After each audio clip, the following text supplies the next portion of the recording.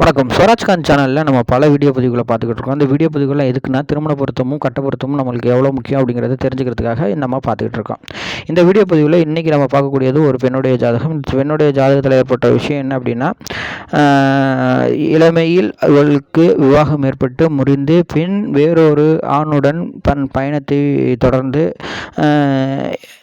அளவுக்கு போயிடுச்சு. சரிங்களா?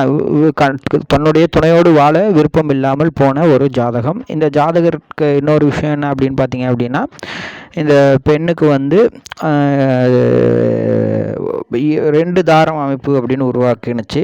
முதல் தாரத்தை விவாகரத்து செய்தார் அவர் உயிரோடு இருக்கும்போது. இன்னொரு தாரத்தையும் இவர் கை கோர்த்து வாழக்கூடிய வாழ்க்கையை உருவாக்கினுச்சு. சரி, இது ஏன் நடந்துச்சு அப்படிங்கிறத நம்ம பார்ப்போம். உங்களோட ஜாதகத்தில் நம்ம எப்பயுமே பொது அப்ளை விதி என்ன, லக்கணத்துக்கு 2 மற்றும் 4ஆம் வீட்டதிபதி, அப்புறம் 7, 8 வீட்டதிபதி, அப்புறம் 12ஆம் வீட்டதிபதிகள் நிலைகளையும் நம்ம ஆராய வேண்டும் அப்படின்னு நம்ம பார்க்குறோம். அந்த வகையில் இன்றைக்கி பார்க்கக்கூடியது, இந்த ஜாதகத்துக்கு லக்கணமானது சிம்ம லக்கணம். இந்த லக்கணத்துக்கு ராசியானது மிதுன ராசி. இந்த லக்கணத்தில் இருந்து 2ஆம் வீட்டதிபதி அப்படின்னு பார்க்கணும். ஸோ இந்த 2ஆம் வீட்டதிபதியான புதன் 3ல் அவரு புதனோட சேர்க்கை ஏற்பட்டு உட்கார்ந்துருக்கிறது. இது அந்த அளவுக்கு ஒரு சுபத்துவானமான சேர்க்கை கிடையாது. அதுவும் இப்படி அமர்வு உட்கார்ந்துருக்கிறது அந்த அளவுக்கு சிறப்பும் கிடையாது. அதுவும் லக்னாதிபதி 2ல் அமர்வு ஏற்பட்டிருக்கிறார். இது ஒரு அளவுக்கு நன்மை ஏற்பட்டாலும் திருமண வாழ்க்கையை பாதிக்கும் அப்படிங்கிறத நம்ம சொல்லி ஆக வேண்டும். சரிங்களா? அடுத்தது லக்னாதிபதியிலேருந்து 4ஆம் வீட்டில் செவ்வாய் அமர்வு. இவர் ஆட்சி பெற்று அமர்ந்திருந்தாலும் செவ்வாய் இங்கே உட்கார்ந்திருந்து சில பாதகங்களை செய்து கொண்டிருக்கிறார் அப்படின்னு தான் சொல்லணும். ஸோ செவ்வாய் 4ஆம் வீட்டில் அமர்வு.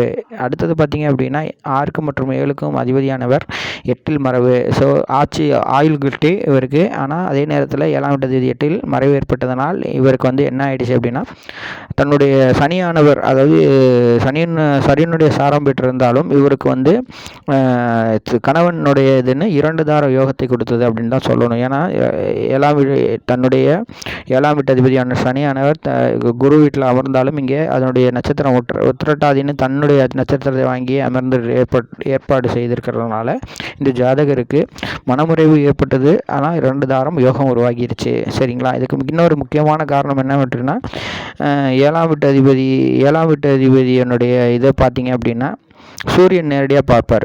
7ஆம் வீட்டதிபதியை சூரியன் பார்வை உருவாக்குவது. இது மாதிரி சூரியனும் சனியும் ஒன்று நேருக்காக பார்த்து கொள்வது 7ஆம் பார்வையாக 1, 2, 3, 4, 5, 6, 7ஆம் பார்வையாக பார்த்து கொள்வது அவர்களுக்கு மிகுந்த வேதனை, திருமண வாழ்க்கையும் குடும்ப வாழ்க்கையிலும் வேதனையை கொடுக்கக்கூடியதை ஏற்படுத்தும். அதே நேரத்தில் 9ல் ராகு அமர்ந்தது அந்த அளவுக்கு சிறப்பு தரலை. 12ஆம் வீட்டதிபதியான சந்திரனானவர் 11ஆம் வீட்டில் அமர்வு ஏற்பட்டு அமர்ந்திருக்கிறார் அப்படின்னு தான் சொல்லணும். அதே நேரத்தில் அம்சத்தில் பார்த்தீங்க அப்படின்னா, லக்கணத்தில் செவ்வாய் உட்கார்ந்து 7ல் சூரியன் அமர்வு. சரிங்களா? 2ஆம் வீட்டதிபதியான சனியானவர் 12ல் அமர்வு ஏற்பட்டு உட்கார்ந்திருக்கிறார். அதே நேரத்தில் 4ஆம் வீட்டதிபதியான சொல்லக்கூடிய குருவானவர் 5ஆம் வீட்டில் அமர்வு ஏற்பட்டிருக்கிறார். 7ஆம் வீட்டதிபதியான புதனானவர் 11ல் அமர்வு ஏற்பட்டிருக்கிறார். 12ஆம் வீட்டதிபதியானவர் லக்கணத்தில் அமர்வு ஏற்படுத்தியிருக்கிறார். ஸோ இப்படி சில குறிப்புகளில் பார்த்தீங்க அப்படின்னா, எப்பயுமே ராசியிலையும் அம்சத்திலையும் 2மே 7ஆம் வீட்டதிபதிகள் பாதிக்கும் போது அவர்களுடைய வாழ்க்கை மிகுந்த வேதனைக்குரியதாக மாறிவிடுகிறது என்பதை நாம் தெரிந்து கொள்ள வேண்டும்.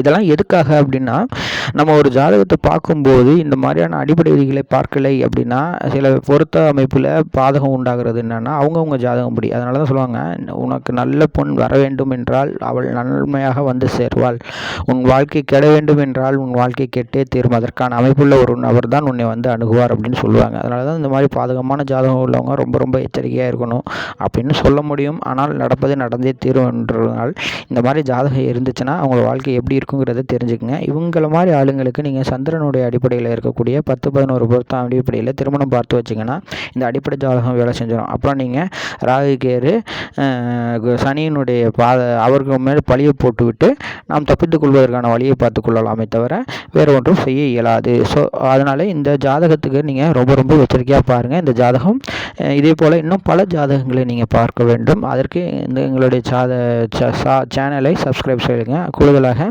லைக் கமெண்ட் பட்டதுன்னா கிளிக் பண்ணுங்கள்.